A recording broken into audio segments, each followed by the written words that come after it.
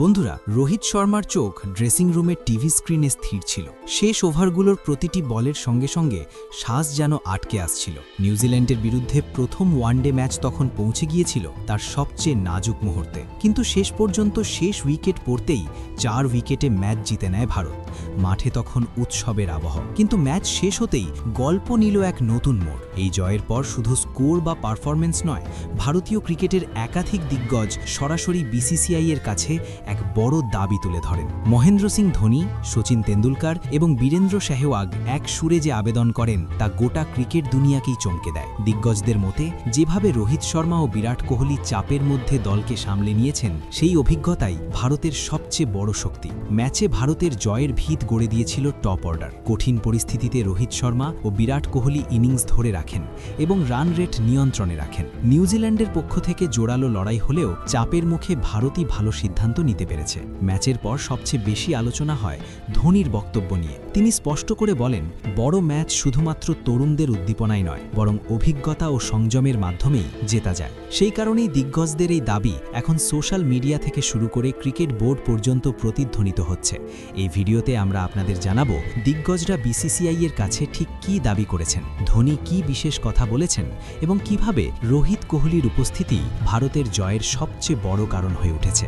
তাই শেষ পর্যন্ত অবশ্যই সঙ্গে থাকুন। তবে তার আগে আপনি যদি রোহিত শর্মা ও বিরাট কোহলিকে মহান ব্যাটসম্যান মনে করেন, তাহলে ভিডিওটি লাইক করুন এবং কমেন্টে শুধু একটি নাম লিখুন। আপনার মতে ভারতের নাম্বার 1 ব্যাটসম্যান কে? এবার চলুন সরাসরি এই জয়ের পেছনের পুরো গল্পে। বন্ধুরা, প্রথম ওয়ানডে ম্যাচে ভারত 4 উইকেটে জয় পেলেও পুরো ম্যাচের হৃদয় জিতে নেন বিরাট কোহলি ও রোহিত শর্মা। আপনারা সবাই মনে করতে পারবেন, যখন নিউজিল্যান্ড ব্যাটিংয়ে নামে তারা দারুণ সূচনা করেছিল। ডেভন কনওয়ে ও হেনরি নিকলস প্রথম উইকেটে 117 রানের জুটি করেন, কিন্তু শুভমন গিলকে থামিয়ে রোহিত শর্মা নিজে যখন পুরোপুরি নেতৃত্বের দায়িত্ব নেন, তখনই নিউজিল্যান্ড দলের 8টি উইকেট পড়ে যায়। না হলে নিউজিল্যান্ডের ইচ্ছা স্পষ্ট ছিল, তারা 400 রানের গণ্ডি পার করতে চাইছিল। কিন্তু রোহিত শর্মার দুর্দান্ত নেতৃত্বে নিউজিল্যান্ডকে 300 রানের মধ্যেই আটকে দেয় ভারত। এরপর ভারত যখন ব্যাটিংয়ে নামে, রোহিত শর্মা দ্রুত শুরু করেন। তিনি 26 রান করলেও দ্রুতই নিজের উইকেট হারান। রোহিতের আউট হওয়ার পর ম্যাচের ভার সামলান বিরাট কোহলি। ভারতের হয়ে তিনি করেন 93 রান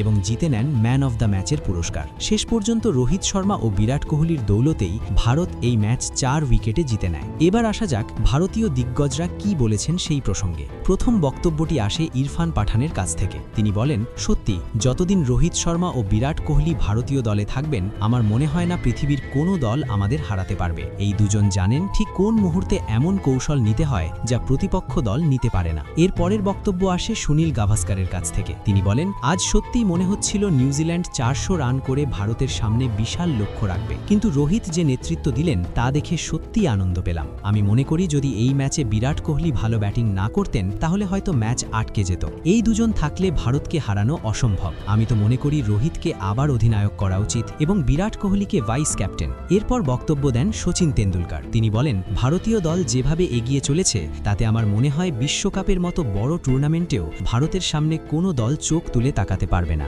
রোহিত ও কোহলির কারণে এই দল এখন এতটাই শক্তিশালী যে তাদের হারানো প্রায় অসম্ভব। এর পরের মন্তব্য আসে বীরেন্দ্র সেহওয়াগের কাছ থেকে। তিনি বলেন, ভারতীয় দল সত্যি এমন দক্ষতা দেখিয়েছে যা সবাই দেখাতে পারে না। নিউজিল্যান্ডের মতো শক্তিশালী দলের বিরুদ্ধে শেষ ওভার পর্যন্ত গিয়ে ম্যাচ জিতে নেওয়া আপনাদের মতো মহান আর কেউ হতে পারে না। রোহিত ও কোহলি সত্যিই মহান।